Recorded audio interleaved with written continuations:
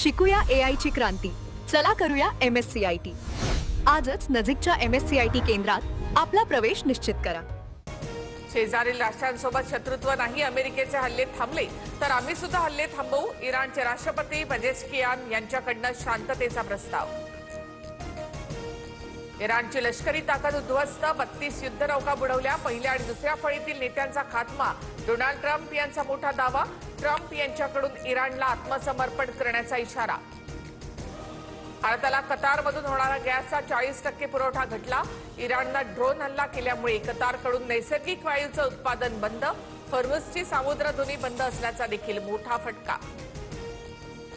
पाकिस्तानला देखील इंधन दरवाढीचा फटका. पेट्रोल डिझेलच्या दरात प्रति लिटरने 55 रुपयांची वाढ. पेट्रोल डिझेलच्या किमती थेट 300 रुपयांच्या पुढे. कोणतीही बँक असो, पात्र शेतकऱ्याला कर्जमाफी मिळणारच. 30 जूनच्या आधी शेतकऱ्यांची कर्जमाफी करणार, मुख्यमंत्री फडणवीसांची ग्वाही. कर्जमाफीची खरंच अंमलबजावणी होणार का?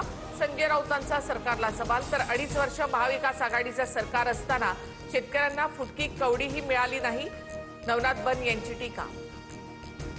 2.5 वर्ष महाविकास आघाडीचं सरकार असताना शेतकऱ्यांना फुटकी कवडीही दिली नाही. उद्धव ठाकरेंनी कर्जमाफीची घोषणा करून हवेत बाण सोडले. नवनाथ बन यांचा राऊतांवर पलटवार. अपघाताचा प्राथमिक अहवाल आला, पूर्ण अहवाल आल्यावर बोलेन. अजित पवारांच्या विमान दुर्घटनेच्या तपासाबाबत सुनेत्रा पवारांची पहिली प्रतिक्रिया.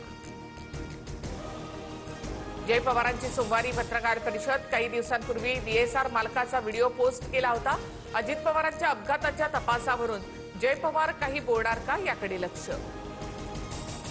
रोहित पवारांकडून दिल्लीमध्ये विरोधी पक्षातील नेत्यांच्या भेटीगाठी सुरू. रोहित पवारांनी अरविंद केजरीवालांची भेट घेतली. अजित पवारांच्या अपघातावरून सरकारला घेरण्याची तयारी. संसदेत आवाज उठवणार. शरद पवारांपेक्षा पार्थ पवारांची संपत्ती अधिक.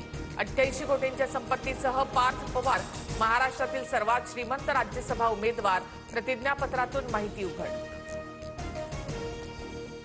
जळगावच्या सराफ बाजारामध्ये सोन्याच्या दरात 1700 रुपयांची वाढ. सोनं जीएसटीसह 1,66,036 रुपयांवर, तर चांदीच्या दरात कुठलीही वाढ नाही. हैदराबादमध्ये मुख्यमंत्री रेवंत रेड्डी यांच्या समोर 126 माओवाद्यांनी आत्मसमर्पण केलं.